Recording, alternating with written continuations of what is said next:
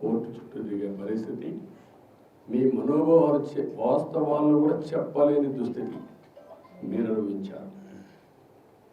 రాజకీయ పార్టీ నాయకులు, రాజకీయ పార్టీ కార్యకర్తలు విపరీతమైన క్షోభ అనుభవించారు.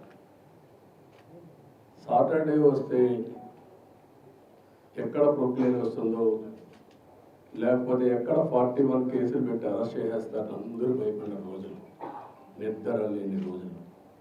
ఇప్పుడు ఎక్కడ చెట్లు నరికే పని లేదు, అర్థాలు కట్టే పరిస్థితి లేదు, లేకపోతే ప్రొక్లేన్ పంపించే పరిస్థితి లేదు. కానీ ప్రజాపాలన స్టార్ట్ అయింది. ఈ రోజు నుంచి అయితే మళ్ళీ చెప్తున్నా, ఇంకొక పక్కన ఉద్యోగస్తులు కూడా నిన్నటి చాలా ఇబ్బంది పడ్డారు, ఇంకొక పక్కన సోషల్ యాక్టివిస్టులు ఇబ్బంది పడ్డారు. ప్రజలు కూడా మాకు ఇది అన్యాయం జరిగిందని చెప్పుకోలేని పరిస్థితుల్లో ప్రజలు కూడా ఇబ్బంది పడ్డారు. ఒకరిని కాదు, అన్ని వర్గాలు ఇబ్బంది పడ్డారు. కానీ ప్రతి ఒక్కరికి న్యాయం జరుగుతుందని నా మీద హోప్ పెట్టుకున్నాను. ఆ హోప్ని నేను నిరూపించుకోవాలి. ఏ వర్గంలో ఇబ్బంది పడ్డారో, నష్టపోయారో అందరినీ నిర్ణయం చేయాలి.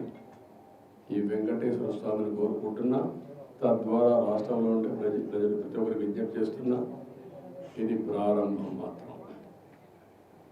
జరిగిన నష్టం అపారం. 5 సంవత్సరాలు జరిగిన నష్టం 30 సంవత్సరాలు రాష్ట్రం వెనుకబడిపోయింది. ఇది తిరిగి పునర్నిర్మాణం చేసుకోవాలి. భగవంతుడు ఆ శక్తి తెలుగుదేశానికి ఇచ్చాడు. అందుకే నేను ఎక్కడ రాగద్వేషాలు లేవు. అదే సమయంలో ప్రజలు కూడా కోరుతున్నాం, ఓట్లు వేసాం, మా బాధ్యత అయిపోయిందని కాకుండా అనునిత్యం మమ్మల్ని నడిపించండి, ఆశీర్వదించండి, ప్రభుత్వంలో భాగస్వాములు కండి. అప్పుడే ఈ చైతన్యంతో ఈరోజు నాకు చాలాసార్లు మీకు చెప్పాను, 2047కి భారతదేశం ప్రపంచంలో నెంబర్ 1 ఆర్ నెంబర్ 2లో ఉంటుంది. అదే సమయంలో ప్రపంచంలోనే భారతీయులు నెంబర్ 1 స్థానంలో ఉంటారు. ఇప్పుడు వాళ్ళు ఉండేది global citizens. Highest per capital income వాళ్ళకే వస్తూ ఉంది. ఏ దేశానికి పోయినా, అమెరికాకు పోయినా, ఆస్ట్రేలియాకు పోయినా, ఆఫ్రికాకు పోయినా, స్విట్జర్లాండ్కి పోయినా, ఎక్కడైనా ఒక పాష్ లొకాలిటీ ఉంటే అక్కడికి పోతే అక్కడ ఇండియన్ ఉంటాడు, అందులో 30% తెలుగు వాళ్ళు ఉంటారు. అంటే ఎన్నేళ్ళు, 20 సంవత్సరాలు, 25 ఏళ్ళు సాధించాం. ఇది సాధించామంటే ఆ రోజు భారతదేశంలో ఆర్థిక సంస్కరణలు వచ్చిన తర్వాత టెక్నాలజీని అందిపుచ్చుకున్నాం, ఐటీని అందిపుచ్చుకున్నాం. అందిపుచ్చుకున్న తర్వాత అంచెలంచెలుగా ముందుకు పోయి ఈరోజు ఆర్టిఫిషియల్ ఇంటెలిజెన్స్ వరకు వచ్చేసే పరిస్థితికి వచ్చాం. భారతీయులు మన ది బెస్ట్ ఆంటర్ప్రినర్స్గా తయారయ్యారు. అదే సమయంలో మీరు చూస్తే రాబోయే రోజుల్లో కార్పొరేట్ గవర్నెన్స్, పబ్లిక్ గవర్నెన్స్లో భారతీయులు పెద్దగా రాణిస్తారు. సర్వీస్ ఎకానమీలో భారతీయుల యొక్క సేవలు ప్రపంచానికి అవసరం. ప్రపంచం మొత్తం కూడా యాక్సెప్ట్ చేసే ఓన్లీ 1 కమ్యూనిటీ, ఇండియన్ కమ్యూనిటీ. అందులో అగ్రస్థానంలో తెలుగు జాతి. అందుకే ఇవన్నీ గుర్తుపెట్టుకొని నేను ఒక ఇది పెట్టుకున్నాను. 2047కి నా ఆలోచన, నా విజన్, నా కమిట్మెంట్, తెలుగు జాతి ప్రపంచంలో నెంబర్ 1గా ఉండాలి. నెంబర్ 2, పేదరిక నిర్మూలన ఎంత తొందరగా వీలైతే అంతవరకు చేయాలి. Zero poverty state. ఆంధ్రప్రదేశ్ రాష్ట్రం నెంబర్ 1 రాష్ట్రంగా ఉండాలి. తెలంగాణ రాష్ట్రం కూడా బాగుండాలి. నేను తెలుగు జాతికి పెద్దగా ఉంటాను తప్ప ఒక 50%, 30% కాదు. ఫస్ట్ నేను చెప్పాను. నేను ఆ రోజు హైదరాబాద్ అభివృద్ధి చేసినప్పుడు, విభజన జరిగినప్పుడు ఒకటే మాట చెప్పాను. విభజన జరిగింది, హైదరాబాద్ తెలంగాణకి వెళ్తుంది. మళ్ళీ నేను కష్టపడి మళ్ళీ ఒక నగరాన్ని నిర్మాణం చేయడమే కాకుండా ఆంధ్రప్రదేశ్ని అభివృద్ధి చేసి రుణం తీర్చుకుంటాను వచ్చాను. అదే స్ఫూర్తితో అమరావతి, పోలవరం ఈ 2 ప్రారంభించాను. కానీ దురదృష్టం 2 కూడా ఈరోజు పడకేసే పరిస్థితులు వచ్చాయి. అమరావతి విధ్వంసం పాలైంది. పోలవరం ప్రతి ఎకరాకు నీళ్లు ఇవ్వాల్సిన జీవనాడి గోదావరిలో కలిపేసే పరిస్థితికి వచ్చారు. ఈ రెండు కూడా మళ్ళా సెట్ చేసుకోవాల్సిన అవసరం ఉంది. ఏదైతే హైదరాబాద్ నగరం వల్ల తెలంగాణకు ఈరోజు హైయెస్ట్ పర్ క్యాపిటల్ ఇన్కమ్ కానీ మెరుగైన ఆదాయం వచ్చే పరిస్థితి వచ్చింది. అలాంటి ఎకో సిస్టమ్ క్రియేట్ చేసి మళ్ళీ ఆంధ్రప్రదేశ్ బాగు చేసుకుందాం. అందుకే ఈ రెండు ధ్యేయాలతో మిగిలినవి చాలా ఉన్నాయి. ఆ విషయాలు నేను ఎప్పటికీ కూడా మాట్లాడతాను. ఈ విషయమే వెంకటేశ్వర స్వామిని కోరుకున్నది. నా ఆరోగ్యం, కుటుంబ ఆరోగ్యం, ప్రజల ఆరోగ్యం, కార్యకర్తల ఆరోగ్యం కూడా, ఇప్పుడు ఎన్డీఏ కార్యకర్తల ఆరోగ్యం కూడా బాగుండాలని కోరుకున్నాను.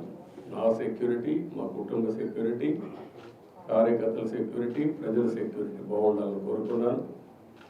మంచి ఆరోగ్యాన్ని ఇచ్చి నేను అనుకున్న సంకల్పాన్ని ముందుకు తీసుకుపోవడం కోసం వెంకటేశ్వర స్వామిని ఆశీర్వదించమని కోరుకున్నాను. వెంకటేశ్వర స్వామి తిరుమల తిరుపతి దేవస్థానం ఇంకొక విషయం కూడా గుర్తుపెట్టుకోవాలి. తిరుమల ఒక పవిత్రమైన దివ్యక్షేత్రం. ఈ పవిత్రమైన దివ్యక్షేత్రాన్ని అపవిత్రం చేయడం భావ్యం కాదు. తెల్లవారుజామున 3 గంటలకు సుప్రభాత దర్శనానికి వస్తే వైకుంఠం అంటే మనకు తెలియదు, పుస్తకాలను చదువుతాం.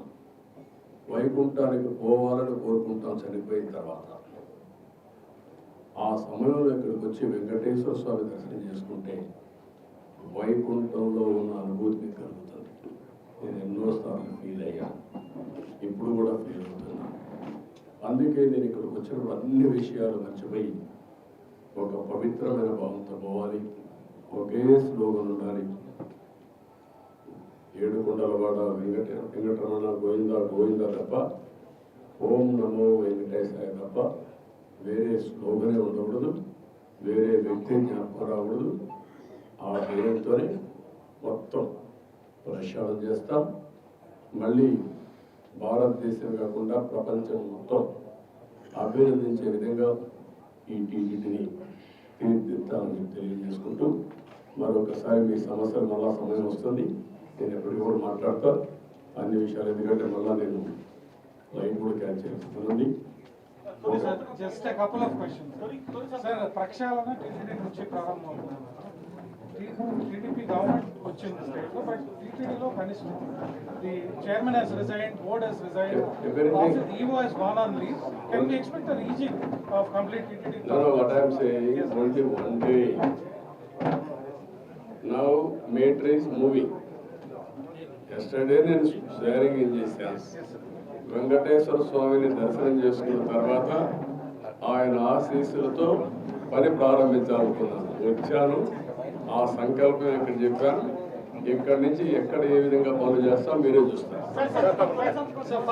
అవన్నీ సాయంత్రం పెట్టినప్పుడు ఇది చేస్తాం. డ్రీమ్ ప్రాజెక్టులు 2 ఉన్నాయి సార్. ముఖ్యంగా తమ డ్రీమ్ ప్రాజెక్టులు ఉంటాయి సార్. కళ్యాణ విజయవాడ టెంపుల్ ఒకటి దాదాపు 150 కోట్లతో చేశారు. అది ఒకటే కాదు, చాలా ఉన్నాయి. మాట్లాడదాం, అవిలాల చెరువు సార్, అన్ని మాట్లాడదాం. అవన్నీ ఉన్నాయి. గతంలో ప్రతిపక్షాల పైన అధికార పార్టీ దాడి చేస్తుంది, ప్రస్తుతం అధికార పక్షం పైన ప్రతిపక్షాలు మాట చెప్తానంటావా? అవన్నీ వెంకటేశ్వర స్వామి టెంపుల్లో మాట్లాడడం కరెక్ట్ కాదు. మీరు ఏమంటున్నారంటే నేనే మీలో కూడా ఇంకా మైండ్ మారాలి.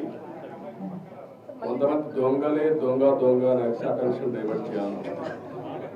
అలాంటి వారికి నేను సమాధానం చెప్పక్కర్లేదు.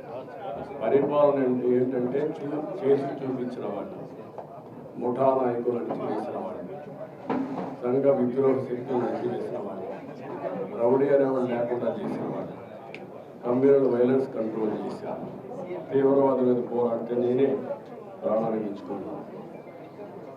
అదే మరి రాజకీయ ముసుగులో నేరస్తులు ఆ విషయం గుర్తుపెట్టుకోండి. నేను ఒకటే చెప్తున్నా, ఎవడైనా సరే నేరాలు చేసి వేరే వాళ్ళ మీద తప్పించుకోవాలనుకుంటే మాత్రం మాత్రం గతంలో రాజకీయాలు మాట్లాడుకుంటూ గత 4 సంవత్సరాలుగా విపరీతమైన కూతురు తిట్టే పరిస్థితులు అటువంటివి కాదమ్మా. నేను కూడా ఇక్కడికి వచ్చినప్పుడు ఓట్లు అడగడానికి కూడా వీలు లేని పరిస్థితి. ఎలక్షన్ అప్పుడు కడవప్పుడు నేను ఎప్పుడు రాజకీయం చేయలేదు.